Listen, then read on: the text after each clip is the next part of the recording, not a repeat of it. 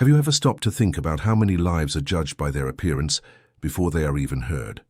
On a perfectly ordinary morning in a major city, a hungry, feverish child walks through the doors of a prestigious Park Avenue hospital.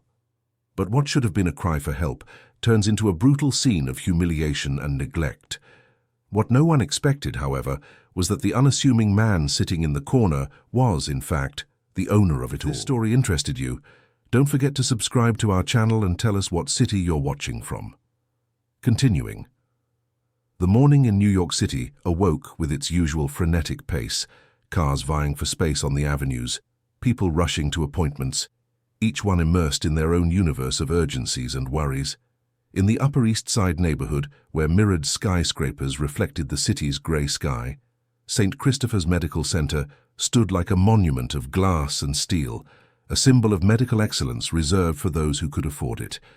Its automatic smoked glass doors opened and closed. In a constant motion, welcoming stressed executives, ladies draped in jewelry for their routine checkups, and entrepreneurs seeking cosmetic surgeries. There, every detail was designed to convey power, status, exclusivity. But on that Thursday morning, something completely off script was about to happen. Chloe was only 5 years old, but her eyes carried a weariness that no child should ever know.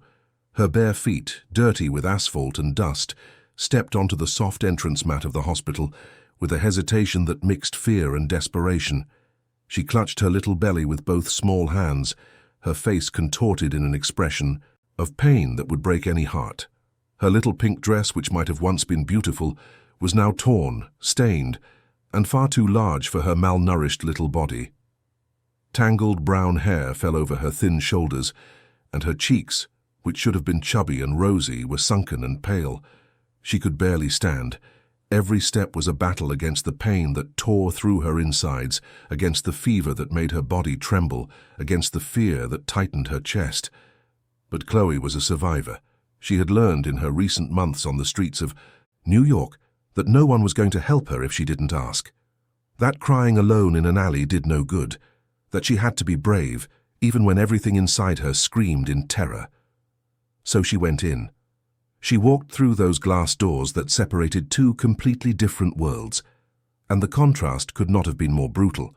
The lobby of St. Christopher's Medical Center was a cathedral of modernity, with soaring ceilings, crystal chandeliers that hung like suspended jewels, and an Italian marble floor so polished it reflected images like a mirror. They were cream-colored.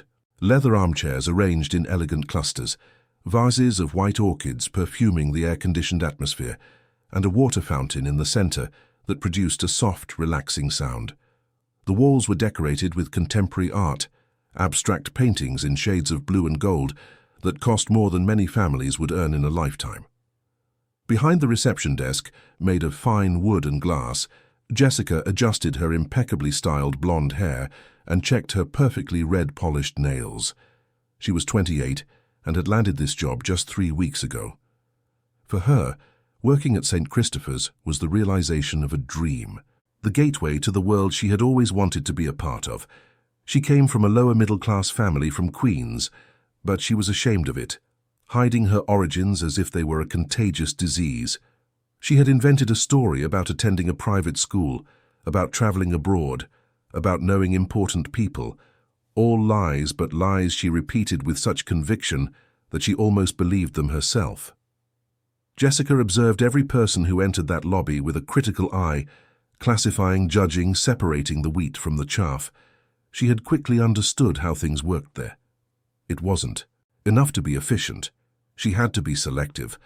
The right patients deserved wide smiles, dedicated attention, and swift processing. The wrong patients, well, they were discouraged with bureaucracy, coldness, and intentional delays. No one had ever said this explicitly, but it was in the subtext of every conversation with her supervisor, in the way the security guards acted, in the way the administrative director wrinkled his nose when someone poorly dressed approached the desk. So when Jessica looked up and saw Chloe, her reaction was immediate and visceral. Disgust, followed by panic. A street child, dirty, barefoot, clearly sick, was crossing the lobby of the most elegant hospital in the region. This couldn't be happening. This would tarnish the place's image. This would drive away the real clients. Chloe staggered toward the desk, each step a superhuman effort. She lifted her little eyes to Jessica, dark eyes shimmering with tears of pain and pleading. "Please, my tummy hurts so much," she managed to say, her voice a faint whisper. "Can you call a doctor? It hurts so bad." Jessica shot up from her chair as if she'd received an electric shock. Her carefully made-up face twisted into a barely concealed expression of revulsion. She glanced around, checking if any important clients were witnessing the scene, if anyone from management was nearby. Luckily, the lobby was relatively empty at that moment. "You can't be in here," Jessica said, her voice coming out louder and harsher than she intended. "This is a private hospital. You need to leave now." Chloe blinked, confused, the pain clouding her understanding. "But it hurts," she repeated, clutching her belly tighter. "Please just have a doctor take a quick look." Jessica walked around the desk, her high heels clacking on the marble with sharp, authoritarian clicks. She approached Chloe, maintaining a safe distance as if the child could contaminate her with something. "Listen here," she said, lowering her voice but keeping the cutting tone. "Only high-class people come here, understand? People with insurance, with money to pay. You're a beggar. Go to a public hospital, that's where you belong. You're not getting in here, you won't be seen, and you're dirtying our floor." The words fell on Chloe like stones. She was small, she was fragile, she was in agony, but she wasn't stupid. She understood perfectly what was happening. She was being kicked out. She was being called dirty. She was being treated like trash. The tears that already filled her eyes overflowed, streaming down her thin cheeks. "But I'm sick," she tried one more time, her voice breaking into sobs. "I'm so scared." Jessica had already lost her patience. She made a sharp gesture with her hand as if shooing away an animal. "Get out of here now, before I call security, and if you don't leave willingly, you'll be dragged out. Do you understand me?" Across the lobby, in an armchair strategically positioned to have a view of the entire area without being noticed, a man of about 50 was watching the scene with growing attention. Marcus Anderson was dressed simply, almost poorly by the standards of that place, in faded jeans, a plain cotton shirt, and worn-out sneakers. His beard was a few days unshaven, his graying hair a bit messy. No one there had any idea who he really was, and that was exactly how Marcus wanted it. He was the founder and majority shareholder of the Anderson Health Group, an empire that included St. Christopher's Medical Center and 12 other facilities across the country. His fortune was estimated in the billions of dollars, built over 3 decades of tireless work and shrewd decisions in the private healthcare market. But Marcus wasn't like other billionaires who flaunted their wealth. He was discreet, almost reclusive, and he had a peculiar habit he'd practiced for years, making anonymous visits to his own hospital units, observing how things really worked when no one knew the owner was present. On those visits, he saw the raw truth. He saw how employees treated patients when they thought there were no consequences. He saw if the values he tried to implement were actually being followed. He saw the humanity, or lack thereof, in the corridors of his hospitals. And at that moment, what he was seeing made his stomach churn with anger and disappointment. Marcus watched as Jessica continued to humiliate the child. He watched as Chloe tried to stand, but her knees buckled. He watched as the receptionist made an impatient gesture to the security guards positioned near the entrance. 2 uniformed men approached. One was young, no older than 25, with an angular face and a hard look of someone eager to prove himself and score points with management. The other was older, in his 50s, with graying temples and a tired expression of someone who had seen too much in life. He had grandchildren, 2 boys and a girl, and the youngest was exactly 5 years old, the same age as the child now being treated like an intruder. "The receptionist wants you to remove this child from the hospital," said the younger guard named Ryan with an overly authoritative tone. "She can't stay here." The older guard, Mr. Walter, hesitated. He looked at Chloe, saw the pale face, the purplish lips, the way she was hunched over in pain. Something inside him said, "This was wrong, very wrong." "Ma'am," Walter began, addressing Jessica, "but the child is really sick." Wouldn't it be better to call a doctor just to take a look? Jessica shot him a glare. I didn't ask for your opinion. I gave an order. Get her out of here now. Ryan didn't wait any longer. He grabbed Chloe's arm with unnecessary force and began to pull her toward the door.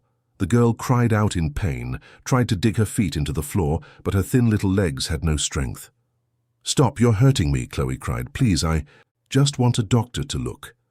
Walter approached as well, but unlike Ryan, he tried to be gentler, holding the child's other arm carefully. Come on, little one, let's go outside, he tried to say in a softer voice, but his eyes were filled with shame.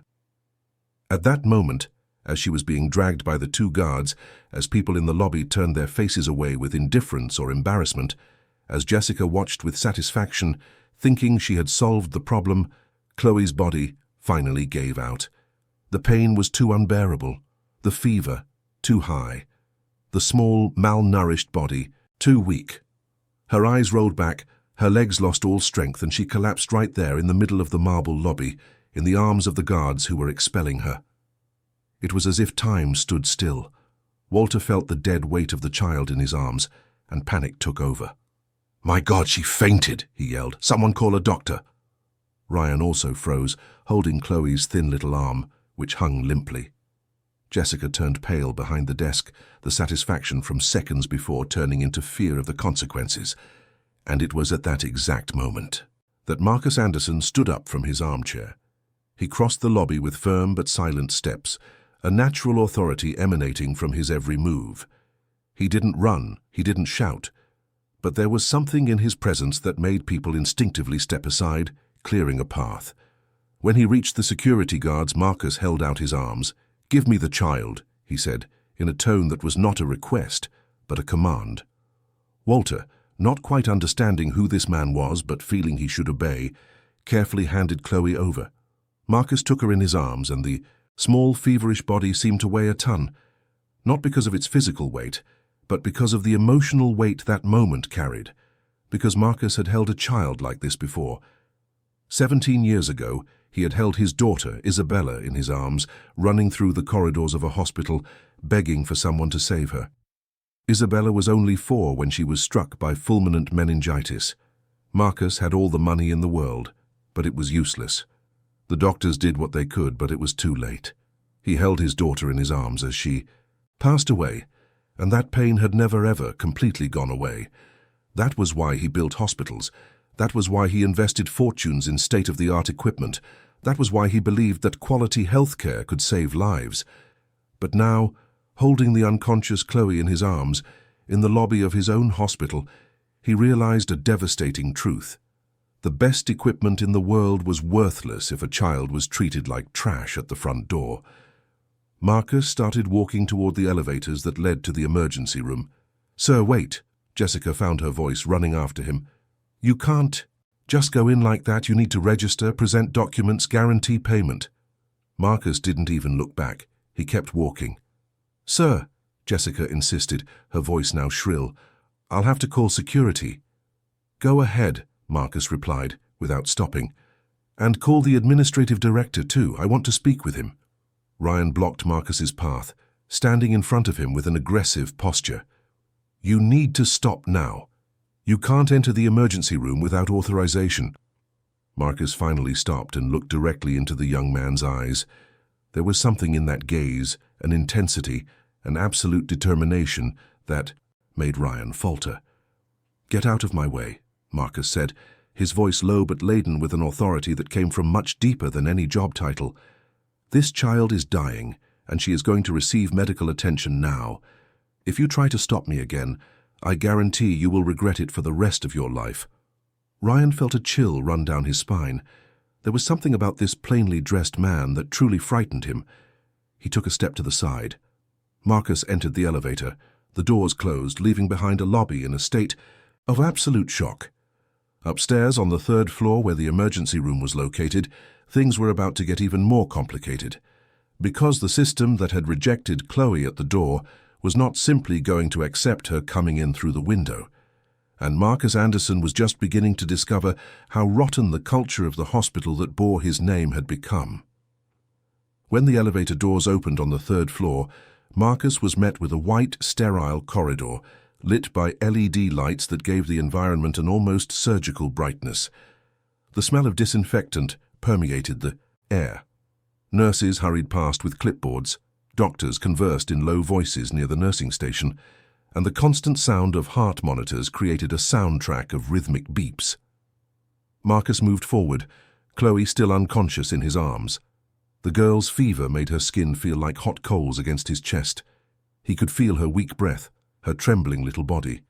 Every passing second was precious. A young nurse, with her hair in a tight bun and attentive brown eyes, was the first to notice Marcus's approach. She stopped in the middle of the corridor, her eyes widening at the sight of this simply dressed man carrying a visibly sick child. "Sir, what happened?" she asked, her professional instinct overriding any bureaucratic protocol. She approached quickly, placing a hand on Chloe's forehead. "My God, she has a very high fever. How long has she been like this?" "I don't know," Marcus replied. "I found her unconscious in the lobby. I need a doctor now." The nurse, whose name tag identified her as Fiona, gestured for Marcus to follow her. "Come, let's go to the emergency room." But before they could take more than 3 steps, another voice cut through the corridor. "Hold on, what's going on here?" A man in a white coat but without a stethoscope approached with long strides. He was around 40, with dark hair slicked back with gel, expensive glasses, and an expression that mixed authority with irritation. He was Vincent Price, the head nurse on duty, known for being extremely strict with protocols and for having a very close relationship with the administrative director. "Fiona, you can't just bring in a patient without going through registration and triage," Vincent said, looking at his colleague with disapproval. "What are this child's details? Where is the parental consent? What's her insurance?" Fiona opened her mouth to respond, but Marcus spoke first. "This child is dying. There's no time for bureaucracy." Vincent finally looked properly at Marcus, sizing him up from head to toe. He saw the simple clothes, the unshaven beard, the worn-out sneakers, and he drew his conclusions immediately. "Sir," he said in a condescending tone, "I understand your concern, but this is a hospital that operates by the rules. We cannot provide treatment without the proper procedures. There are public hospitals that can handle cases like this without documentation." Marcus felt anger boiling inside him, but he kept his voice controlled. "The child is already here. She's already through the door and she is having a real medical emergency. You are going to treat her."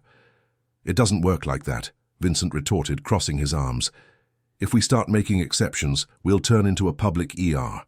I need you to go downstairs, sort out the situation with the finance department, present documents, and then we can evaluate her for treatment." Fiona looked from the unconscious child to Vincent with an expression of disbelief. "Vincent, she's a child. Look at the state she's in. We can't just—" "Send her back." "I'm not sending her back. I'm asking that protocols be followed," Vincent said, inflexible. "Sir, I'm going to have to ask you to leave the emergency area. If you don't leave willingly, I'll call security." It was at that moment that a third person approached the group. It was a woman of about 55, with short grey hair, reading glasses hanging from a chain around her neck, wearing a simple but well-kept business suit. Her name tag identified her as Beatrice Shaw, the hospital's social worker. "What's happening here?" Beatrice asked, her voice carrying decades of experience in dealing with difficult situations. Vincent turned to her. "Beatrice, this gentleman brought in a child without documentation, without parental consent, without insurance. I'm explaining that he needs to regularize the situation before any treatment can be given." Beatrice approached Marcus and looked at Chloe. Her professional expression faltered for a second, revealing genuine concern. She gently touched the girl's face. "She's burning up," Beatrice stated, "and from her appearance she's dehydrated and malnourished. This is a pediatric emergency." "Exactly," Marcus said, his eyes fixed on Vincent. "An emergency that needs to be treated now." Beatrice sighed deeply. She knew all too well how things worked in that hospital. She knew the unwritten policies, the orders from above to filter who could and couldn't be treated, the constant pressure to maintain the image of exclusivity, and she was tired of fighting against that tide. "Vincent," she said, choosing her words carefully. If this child dies because she wasn't treated, it will create a huge legal problem for the hospital. I think we should at least stabilize her. But before Vincent could reply, a strident voice echoed down the corridor. What the hell is going on here? Everyone turned. Striding down the hall with a furious expression was Dr. Henry Castlewood, the administrative director of St. Christopher's Medical Center. He was 52, his hair completely white despite his age, wearing an impeccable designer suit and Italian shoes that shone under the fluorescent lights. He was known for running the hospital with an iron fist, always focused on numbers, profitability, and maintaining the standard of excellence that attracted New York's wealthiest clients. Dr. Castlewood had been called by Jessica, who had frantically reported the situation in the lobby. He came up immediately, not to help the child, but to contain what he saw as an image problem. He stopped in front of Marcus, looking at him with poorly disguised disdain. "Are you the one who brought this child in?" he asked, gesturing toward Chloe as if indicating an object rather than a person. "Yes," Marcus replied, his voice dangerously calm. "Then you will have to take her away immediately," Dr. Castlewood said. "This hospital has strict rules. We do not treat patients without documentation, without guarantees of payment, without the proper procedures. You are disrupting the operations of a medical emergency room that serves our regular patients." Marcus looked deep into the director's eyes. "Regular patients," he repeated. "Is that what you call the people who can pay?"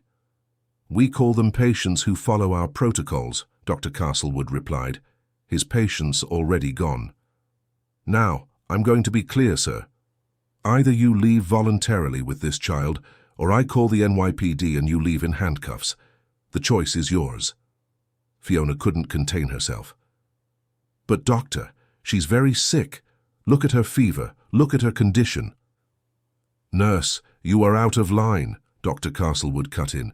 "Return to your station." Beatrice tried one last time.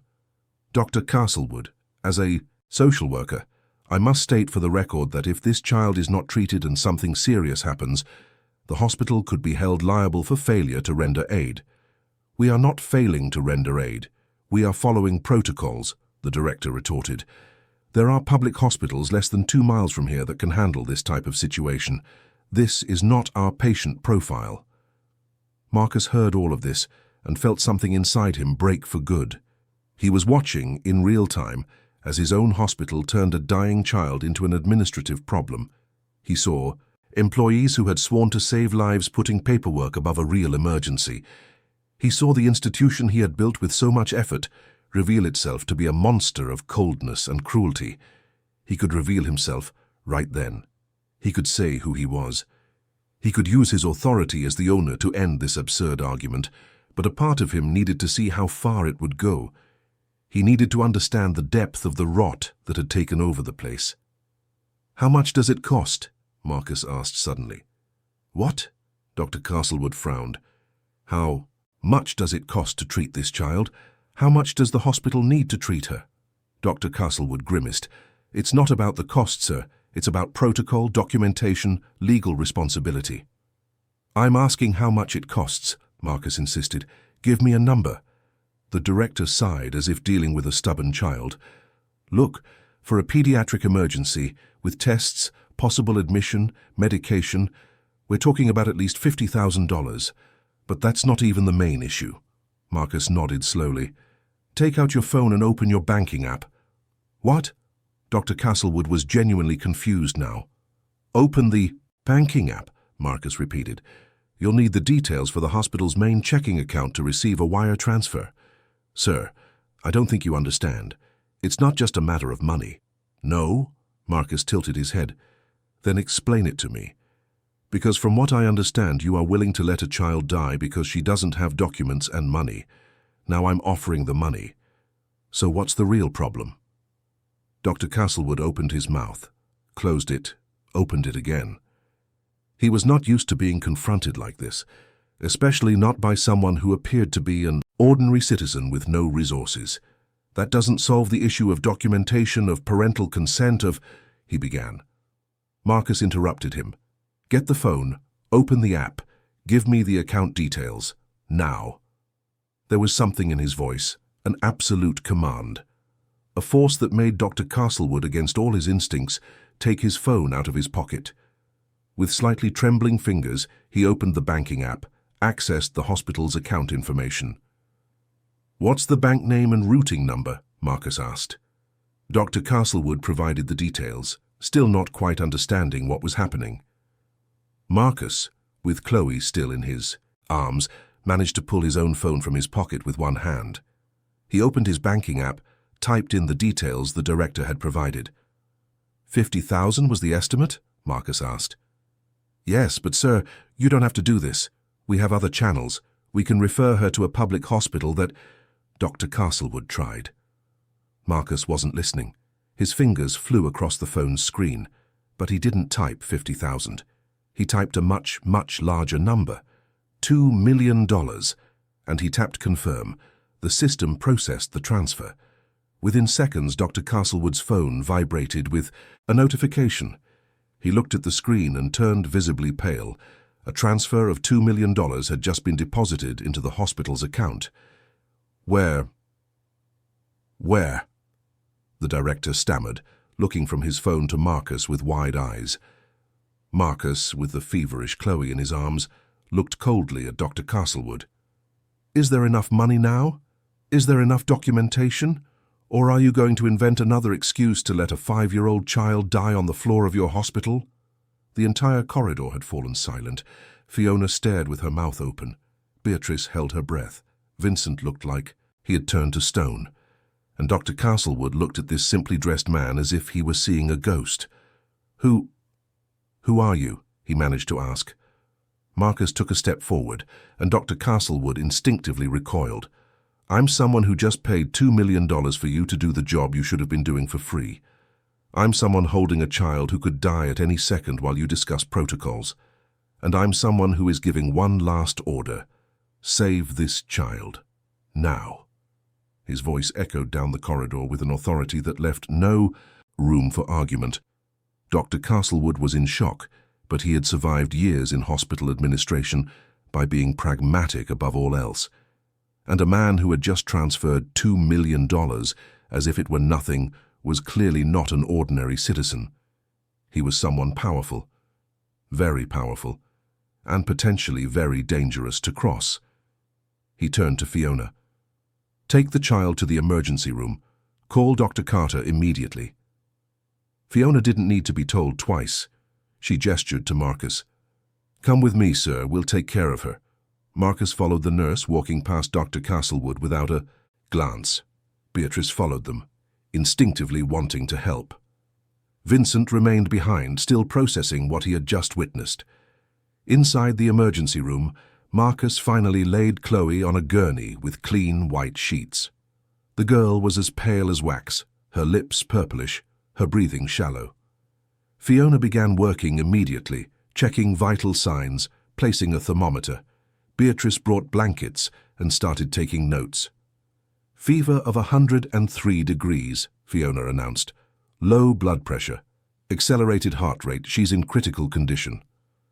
The door to the room opened, and a man in his 60s entered, with completely white hair, thin-rimmed, glasses, and an impeccable lab coat with a stethoscope hanging around his neck. Dr. Paul Carter was the most experienced pediatric surgeon in the hospital, with 40 years in the profession. He had seen it all, saved hundreds of lives, but still maintained that glint in his eyes of someone who genuinely cared about every patient. He approached the gurney and began to examine Chloe with experienced, gentle hands. If you were in Marcus's place, would you have made the $2 million transfer, or would you have acted differently? Tell us in the comments. Dr. Carter gently palpated Chloe's abdomen and the girl, even unconscious, moaned in pain. He frowned, continued the examination, pressing different areas of her belly. His face grew more and more serious. How long has she been like this? He asked, without taking his eyes off the patient. We don't know, Fiona replied. She arrived unconscious. Dr. Carter took his stethoscope and listened to her heartbeat, her breathing. He looked at her dry skin, the signs of chronic malnutrition. He asked for a penlight and examined her pupils. "We need urgent blood work, CBC, kidney function, electrolytes," he said quickly. "And I want an abdominal ultrasound now, not in 10 minutes now." Fiona rushed out to make the arrangements. Dr. Carter continued the exam, now focusing on the exact spot where Chloe showed the most pain. "Is it appendicitis?" Marcus asked, his voice hoarse with worry. Dr. Carter looked at him for the first time. He saw a middle-aged man in simple clothes, his face marked by anguish, holding the arm of a child who was clearly not his biological daughter. "Very likely," the doctor replied. "And based on her condition, an appendicitis that's already in an advanced stage, possibly ruptured. Are you the father?" "No," Marcus said. "I found her in the hospital. She was being thrown out." Dr. Carter raised his eyebrows but didn't comment. He turned his attention back to Chloe. An ultrasound technician rushed in with a portable machine. Dr. Carter applied the cold gel to Chloe's swollen little belly and passed the transducer over it, carefully watching the images that appeared on the screen. His expression darkened further. "Ruptured appendicitis confirmed," he said gravely. "There's free fluid in the abdominal cavity, clear signs of peritonitis. This child needs emergency surgery immediately. Every minute that passes increases the risk of sepsis." Marcus felt the floor drop out from under him. Peritonitis, sepsis. He knew those words. He knew they meant an imminent risk of death. He knew that every second lost could be the difference between life and death. "Then operate," he said, his voice an urgent command. "Now." Dr. Carter nodded. "Fiona, prepare the OR. Top priority. I want the best team available. Pediatric anesthesiologist, experienced scrub nurse, and I need this child's blood type, urgently." The nurse ran out, already speaking into her radio. The emergency room became a hive of activity. Phlebotomists came to draw Chloe's blood for the tests. Another nurse began to set up an IV for hydration and medication. Beatrice, the social worker, stood nearby, taking notes, observing everything. Dr. Carter turned to Marcus. "Sir, I need a signed surgical consent form. Do you have legal guardianship of this child?" Marcus hesitated for the first time. "No, I don't even know her name." "Then technically I can't operate without consent from her legal guardians," Dr. Carter said, but there was a clear struggle on his face. He looked at Chloe, at that fragile little body that was dying. "As a doctor, I know she needs this surgery now. As a professional within a system, my hands are tied without documentation." Marcus felt the anger rise again, but unlike before, it wasn't directed at the doctor. It was directed at the entire system, the bureaucratic machine that placed paperwork above lives. "I take full responsibility," Marcus said. "I'll sign whatever is necessary. But this child is not going to die waiting for bureaucracy." Dr. Carter looked deep into his eyes and saw something he recognized, a man desperate to save a child no matter the cost. He had seen that look before on the faces of parents on the verge of despair. "All right," the doctor said, making a decision that could cost him his career. "I'll operate. The responsibility is mine and yours. Beatrice, prepare the emergency paperwork." At that moment, Dr. Castlewood entered the emergency room. His face was still pale from the shock of the multi-million-dollar transfer, but he had regained some of his composure. "Dr. Carter, we need to discuss the legal aspects," he began. "Not now," the surgeon cut him off without taking his eyes off Chloe. "I have an emergency surgery to perform." "But the issue of consent," Dr. Castlewood insisted. Dr. Carter finally looked at him, and there was a coldness in his eyes the director had never seen before. "Henry, we both know this child nearly died at the door of our hospital. She was humiliated, kicked out, and denied care while she begged for help. Now she has a ruptured appendix that could kill her. So I'm going to be very clear. I'm going into that operating room and I'm going to save her life. If you want to sue me later, sue me. If you want to fire me, fire me. But you will not stop me from doing what I swore to do when I graduated from medical school." The silence that followed was thick. Fiona rushed back in. "OR is ready, doctor. Team is assembled. We can take her now." Dr. Carter gestured, and two orderlies began to push Chloe's gurney. Marcus instinctively followed, but Dr. Carter placed a hand on his shoulder. "You can't go into the surgical wing," he said, but in a gentle tone. "But I promise you, I will do everything in my power to save this girl. You have my word." Marcus nodded, unable to speak. He watched the gurney being wheeled down the hall, watched Chloe's small, helpless body disappear behind the double doors of the operating wing. And suddenly he was alone in the corridor, with a huge emptiness in his chest. Beatrice approached him. "Sir, come with me. Let's go to the waiting room, and I need some information about the child." Marcus followed her on autopilot. The waiting room was small but comfortable, with padded armchairs, a television in the corner, and magazines stacked on a coffee table. There was a coffee machine and a water cooler. Beatrice indicated a chair and Marcus sat, suddenly feeling the weight of exhaustion. The social worker pulled up a chair and sat in front of him, a clipboard on her lap. "First, I need to know your name," she said, her voice professional but not without kindness. "Marcus Anderson," he replied, identifying himself for the first time.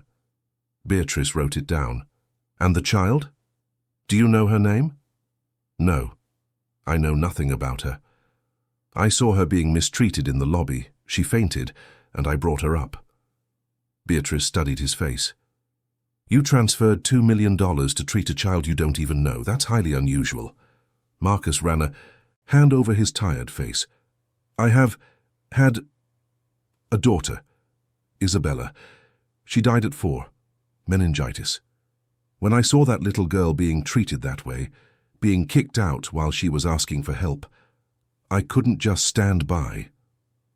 Beatrice nodded slowly, understanding. "I'm very sorry for your loss, and I admire what you did. Many would have just walked on by." Marcus gave a bitter laugh. "I own this hospital, Beatrice, or at least I'm supposed to, but it seems I've lost control of what it has become." Beatrice blinked, processing the information. "You're the owner, Marcus Anderson." "Wait, the Marcus Anderson? From the Anderson Health Group?" "Yes," he confirmed, too tired to maintain the facade. Beatrice was silent for a long moment. Then she took a deep breath. "Mr. Anderson, I need to be honest with you. What happened today with this child was not an isolated incident." Marcus looked up at her. "Go on." Beatrice glanced at the door, as if checking if anyone could hear them, and then lowered her voice. "I've worked here for 12 years. I started when the hospital still had a different culture, when it genuinely cared about treating everyone well. But in the last 5 years, especially after Dr. Castlewood took over as administrative director, things changed. He implemented a philosophy of prioritizing profitability above all else. He created revenue metrics per patient, established ideal client profiles, and began pressuring the staff to filter who was treated." "Filter how?" Marcus asked, feeling the anger return. "In several ways," Beatrice explained. "Intentional delays in treating people who didn't look like they could pay. Excessive demands for documentation, suggestions that they seek out public hospitals. The receptionist who humiliated the child today, she's new, but she was trained to act that way. To protect the hospital's standard." Marcus clenched his fists. "And no one ever reported this?" Beatrice gave a sad smile. "I tried, several times. I wrote reports, requested meetings, flagged problematic cases, but the answer was always the same. Focus on the protocols. The hospital has a specific service profile. Administrative decisions are not my concern." 2 social workers who worked with me were fired after they pushed too hard. I learned to pick my battles. "How many children?" Marcus asked, his voice hoarse. "How many children were sent away?" Beatrice looked down at her hands. "I don't know the exact number, but I know it's happened more than once. Not always children, sometimes the elderly, workers, homeless people. Anyone who didn't fit the profile was discouraged from seeking care here." Marcus got up and began to pace the small room. His mind was racing. He had built this hospital with the idea of offering excellence in healthcare. Yes, it was a private, expensive hospital, focused on those who could afford premium care. But it had never, ever been his intention to create a place that refused real emergencies, that treated human beings like problems to be removed. "I need names," Marcus said. "I need to know exactly who implemented these policies, Who trained the employees to act this way? Who made these decisions? Beatrice hesitated. Mr. Anderson, I understand your anger, but you need to understand that many employees were just following orders. They were afraid of losing their jobs. They need their salaries to support their families. I'm not interested in punishing those who were just trying to survive, Marcus clarified. I'm interested in who created this rotten system, and I'm going to start at the top. At that moment, the waiting room door opened, and Mr. Walter, the older security guard, entered hesitantly. He saw Marcus and stopped, clearly embarrassed. Sir, he began, his voice choked with emotion, I wanted to apologize for what I did, for the way I treated the girl. I have grandkids her age, and I should have done something different. Marcus looked at the man and saw genuine remorse on his face. Were you following orders? I was, Walter confirmed. But that doesn't excuse me. I knew it was wrong. I could feel it. But I was afraid of losing my job, of not being able to pay my bills. And now, I keep thinking, what if it was my granddaughter? What if it was one of my kids being treated like that? Marcus approached the guard. How many times have you been ordered to remove people seeking care? Walter looked down. Many times. It's been almost routine these last few years. We get instructions from security management, who get them from the administration, to keep out anyone who might harm the hospital's image. And if you refused? I've seen colleagues fired for disobeying, Walter said. A young guy 2 years ago refused to remove an elderly woman who had come for help. He was let go that same week. After that, we learned not to question. Marcus nodded slowly. Mr. Walter, you are not going to be fired. But I'm going to need you to tell me everything you know, every case you witnessed, every order you received. Can you do that? Walter looked up, surprised. I can, sir. Yes, I can. The door opened again, and Fiona entered. She looked at Marcus with a gentle expression. The surgery has started, she informed him. Dr. Carter asked me to let you know it should last between 2 to 3 hours, depending on the extent of the infection. How is she? Marcus asked. Stable for now, Fiona replied. The anesthesia was successful. Now we wait. Marcus thanked her, and Fiona left. He sat down again, suddenly feeling the weight of everything that had happened. He looked at the clock on the wall. Only 3 hours had passed since Chloe had walked through the hospital doors. 3 hours that felt like an eternity. Beatrice was still there, watching him. Mr. Anderson, may I ask you something? You may. What do you plan to do? With the hospital, I mean, after all this? Marcus took a deep breath. I'm going to rebuild it from the ground up. I'm going to fire who needs to be fired. I'm going to change every policy that prioritizes money over lives. And I'm going to ensure that no child, no person, is ever treated the way that little girl was treated today. And Dr. Castlewood? He's out, Marcus said without hesitation. As of right now, Beatrice nodded. You're going to need help to understand what's really going on here, to identify what needs to change. I can help with that, and I know other employees who also want to see change. Doctors, nurses, good people who are tired of working in a system that goes against everything they believe in. Marcus looked at her with gratitude. I accept your help, and I'm going to need it. The next few hours passed in a kind of daze. Marcus remained in the waiting room, unable to leave, unable to do anything but wait. Beatrice stayed with him for a while, then had to return to her duties, but promised to come back.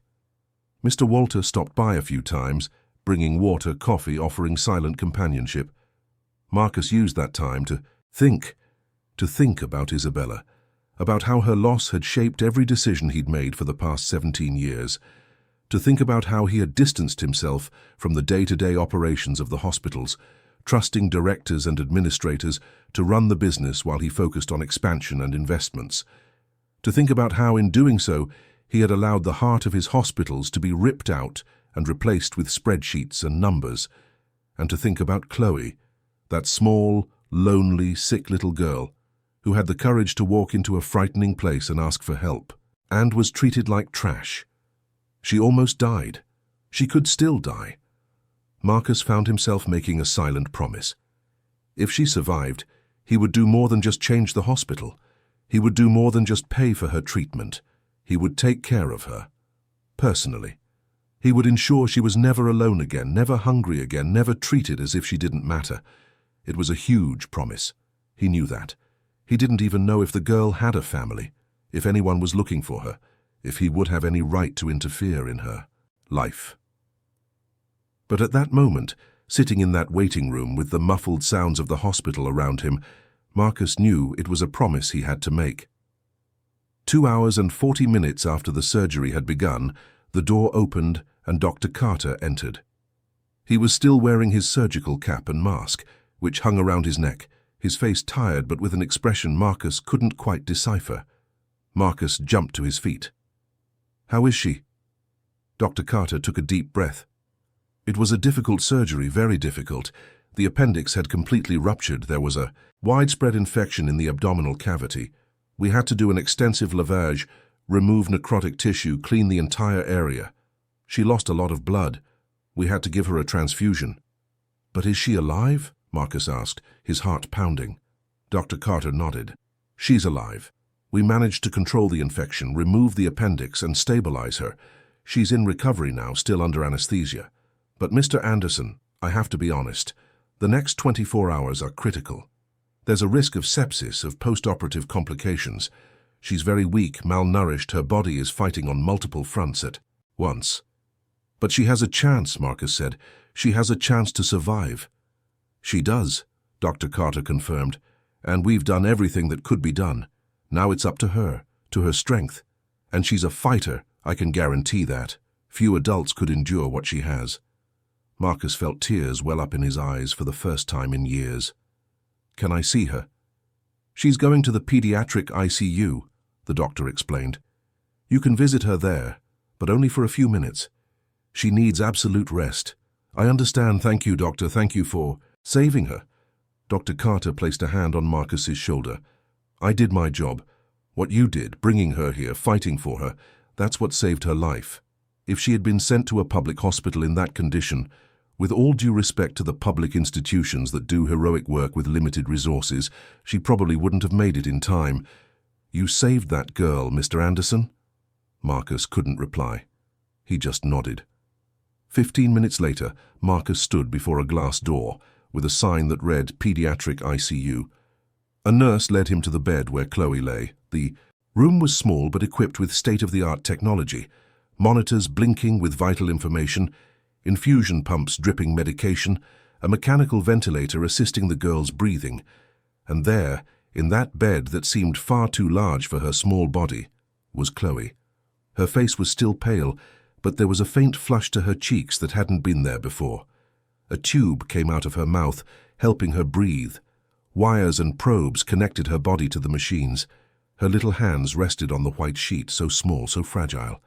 Marcus approached slowly, as if any sudden movement might break. "Her?" He pulled up a chair and sat beside the bed. Without much thought, he took one of Chloe's little hands in his. The girl's skin was warm, finally free of the fever that had been consuming her. "You're strong," he whispered. "Stronger than a lot of people I've known. You're going to get through this, you have to." He stayed there for 20 minutes, just holding her hand, watching the rise and fall of her chest, the steady beep of the heart monitors. And for the first time since Isabella had died, Marcus allowed himself to feel that connection, that protective love that comes when you look at a child and know you would do anything to keep them safe. When he left the ICU, he found Beatrice waiting in the hallway. She wasn't alone. Beside her was a younger woman, perhaps in her 30s, wearing a lab coat with a name tag identifying her as Dr. Amanda Foster, pediatrician. "Mr. Anderson," Beatrice said, "this is Dr. Foster. She's worked here for 6 years and has some important information about the girl." Marcus looked at the doctor. "You know her?" "Not personally," Dr. Foster replied, "but after I heard about the case, I checked to see if we had any records for her. And I found something. 3 months ago, a girl with a very similar description was brought to our emergency room by a social worker from a municipal shelter. She had a respiratory infection. She was seen quickly, medicated, and released. The name in the file was Chloe Santos, 5 years old, orphan, resident of the Hope Shelter in the South Bronx. Marcus processed the information. Orphan. The word weighed on his chest. "Do you know what happened to her parents?" he asked. Dr. Foster consulted her. Notes. According to the shelter's file, her parents died 4 months ago in a car accident on the FDR Drive. There were no other relatives. Chloe was placed in the foster care system. "And how did she end up on the streets?" Marcus questioned. Beatrice intervened. "I called the shelter. According to the coordinator, Chloe ran away 3 weeks ago. They said she was having trouble adjusting, had crying spells, nightmares. One night she just climbed the fence and disappeared. They filed a police report, but with so many homeless children in New York, the search was limited." 3 weeks on the streets, Marcus murmured. "A 5-year-old child alone." Dr. Foster continued. "Given her state of malnutrition and dehydration, it's likely she wasn't able to feed herself properly. The appendicitis may have started several days ago, but with no one to care for her, it worsened to the point we saw today." Marcus felt anger and sadness mix inside him. This child had lost everything: her parents, her home, her security. She had been thrown into a system that failed to properly care for her. She ran away out of desperation, lived on the streets alone, scared, hungry, developed a serious illness. And when she finally gathered the courage to ask for help, she was humiliated and kicked out. It was unacceptable. It was inhuman. And Marcus was going to do something about it. He turned to Beatrice. "I want you to begin the process of verifying the possibility of temporary guardianship. While Chloe recovers, I want to ensure she has a legal guardian, and that guardian will be me." Beatrice blinked, surprised. "Mr. Anderson, are you sure?" "It's a complex process. There are evaluations, interviews, home visits." "I am absolutely sure," Marcus affirmed. "This girl is not going back to a shelter. She is not going back to the streets, and she is certainly not going to be alone ever again." Beatrice nodded slowly, a small but genuine smile appearing on her face. "I'll get right on it. And Mr. Anderson, if I may say so, I think that's a very beautiful thing you're doing." While this was happening in another part of the hospital, Dr. Castlewood was in his office, trying to understand what exactly had just occurred. He had researched Marcus Anderson and confirmed the information. He was in fact the owner of the hospital, the reclusive billionaire who rarely appeared, who delegated all administration to directors like him. And now Dr. Castlewood understood that he had made a catastrophic mistake. Not only had he implemented policies that went against the principles of the hospital's founder, but he had confronted the owner himself without knowing it, had tried to prevent emergency treatment, had prioritized administrative protocols over a human life. His phone rang. It was the chairman of the Anderson Health Group's board of directors. "Henry, can you explain what the hell is going on over there?" came the harsh voice on the other end of the line. "I just got a call from Marcus. He's calling an emergency board meeting for tomorrow morning, and he's requested your presence." Dr. Castlewood swallowed hard. "I can explain everything. There was a misunderstanding, a situation that got out of hand, but it's being resolved." He also sent me a preliminary report on discriminatory patient care policies implemented at St. Christopher's in recent years, the chairman continued. "Henry, is this true? Did you create protocols to refuse patients based on their appearance and financial status?" "It wasn't quite like that." Dr. Castlewood tried to defend himself. "They were adjustments to maintain the hospital's profile of excellence, to ensure financial sustainability." "You turned a hospital into a private club," the chairman cut in, "and in the process, you nearly caused the death of a child. You are effectively suspended as of now. Don't make any decisions, don't give any orders. Tomorrow's meeting will decide your future with the company." The call ended. Dr. Castlewood sat in his luxurious office, surrounded by diplomas and awards for hospital management, and for the first time in years, he wondered when exactly he had lost his way, when he had stopped seeing patients as people and started seeing them as numbers on a spreadsheet. The next morning, St. Christopher's Medical Center felt different. The news that the real owner was on site had spread like wildfire. Employees whispered in the hallways, speculating about what would happen, who would be fired, what changes were coming. At 8 o'clock in the morning, in the top-floor boardroom, Marcus sat at the head of a large mahogany table. Around him were members of the board, directors from other hospitals in the network, the chief legal counsel and the head of human resources. Beatrice was there too, as a consultant on social issues. Dr. Castlewood sat at the farthest end of the table, visibly uncomfortable. Marcus wasted no time with pleasantries. "Gentlemen," he began, "for the past 5 years, this hospital has strayed completely from its founding values. We implemented policies that prioritize profit over human lives. We created a culture of exclusion and discrimination, and yesterday, a 5-year-old child nearly died because she was deemed unworthy of receiving care." He paused, letting the words hang in the air. "Some of you here might argue that private hospitals have the right to choose their patients, to focus on certain profiles, to ensure financial sustainability," he continued. "And in some respects that's true. But there is a line that should never, ever be crossed, and that line is denying emergency care to someone who is dying." Dr. Castlewood tried to intervene. "Mr. Anderson, if I may, the policies were implemented with the best of intentions to ensure the hospital could continue to offer excellence." Marcus cut him off with a look. "Excellence for whom, Henry? For those who can pay. And the rest of humanity, what do we do with them? Let them die at our doorstep?" "There are public hospitals, Dr." Castlewood tried to argue, but his voice was weak.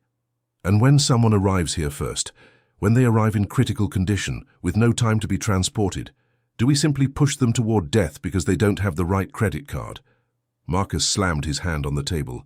"This is unacceptable, it is inhuman, and it will not continue to happen in any hospital that bears my name." He opened a folder in front of him. "Beatrice has provided me with data from the last 3 years. During this period, at least 47 people sought emergency care at St. Christopher's and were discouraged or prevented from receiving treatment. 47.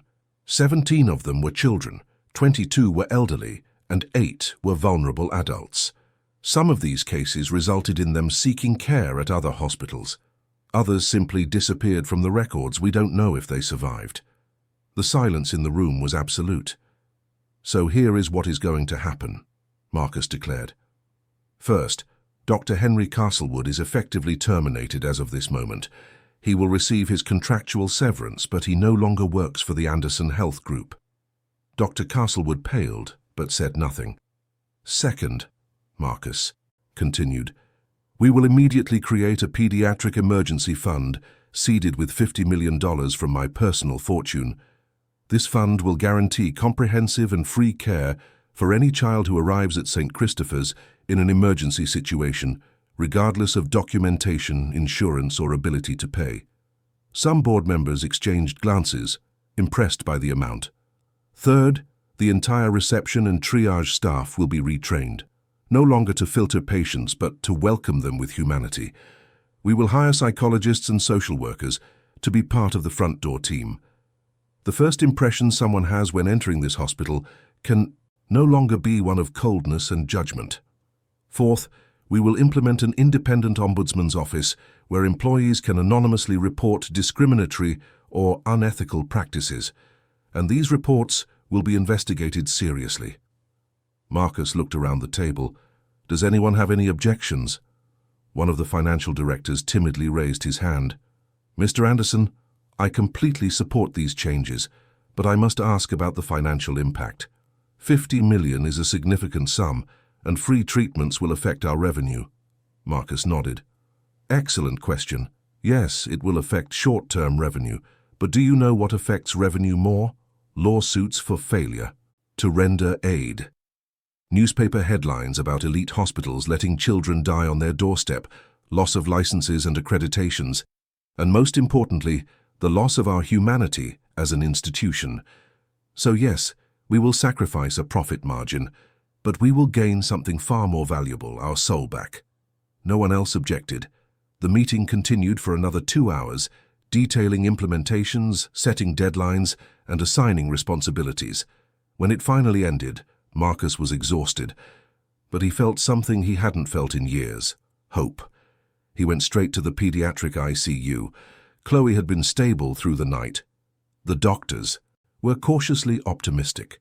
The infection seemed to be responding to the antibiotics, and her vital signs were improving. Marcus spent the rest of the day there, just watching, just being present. Beatrice appeared late in the afternoon with news. "I've started the paperwork for temporary guardianship," she informed him. "It will take a few weeks, but I don't foresee any obstacles. You have no criminal record, more than adequate financial means, and you're willing to undergo the necessary evaluations." Marcus thanked her. "How long until she wakes up?" "The doctors think she should be brought out of sedation within the next 24 hours, Beatrice replied. "Her body is recovering well." On the morning of the second day after the surgery, Marcus was again by Chloe's bedside when he saw her little eyes slowly open. They were still confused, clouded by medication, but they were open. "Hi," he said softly. "You're safe. You're in a hospital. The doctors took care of you." Chloe blinked slowly, trying to focus. Her mouth moved, but she couldn't speak because of the breathing tube. Marcus saw panic begin to rise in her eyes. "Easy, easy," he said, holding her little hand. "You were very sick. You had to have surgery. But everything is okay now. You're getting better." A nurse came in, checked the monitors, and smiled. "Welcome back, little one. You're a warrior." It took another day before they removed the breathing tube.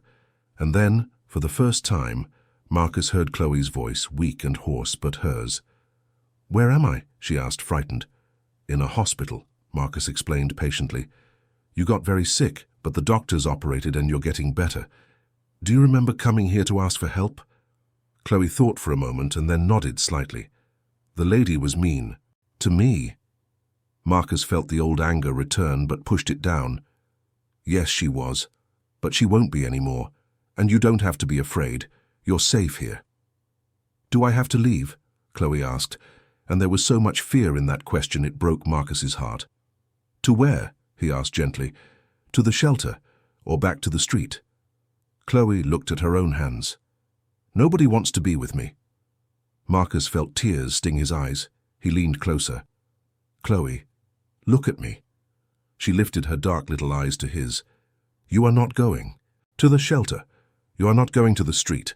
When you leave here all better and strong, you're coming with me to my home, if you want to, of course." Chloe looked at him with an expression of confusion mixed with hope. "Really?" "Really," Marcus confirmed. "I'm going to take care of you. I'll make sure you have everything you need. Food, a warm bed, clothes, toys. And most importantly, you'll have someone who cares about you." "Why?" she asked, genuinely not understanding. "You don't even know me." Marcus smiled through his tears. "Because I also lost someone I loved very much, and I learned that life gives us second chances if we're open to them. You need someone to take care of you, and I need someone to take care of. I think we can help each other." Chloe thought for a long moment. "Are you nice?"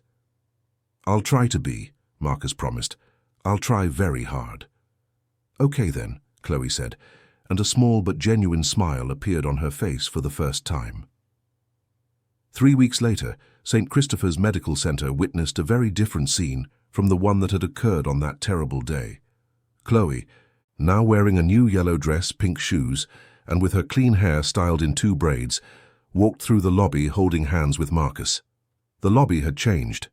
In place of the cold receptionist was a trained team that smiled genuinely. Near the entrance, a new discreet plaque announced, "The Isabella Anderson Pediatric Emergency Fund. Free care. Guaranteed for all children in emergency situations." Mr. Walter was at his security post. When he saw Chloe, his eyes filled with tears. He approached, knelt to be at her level.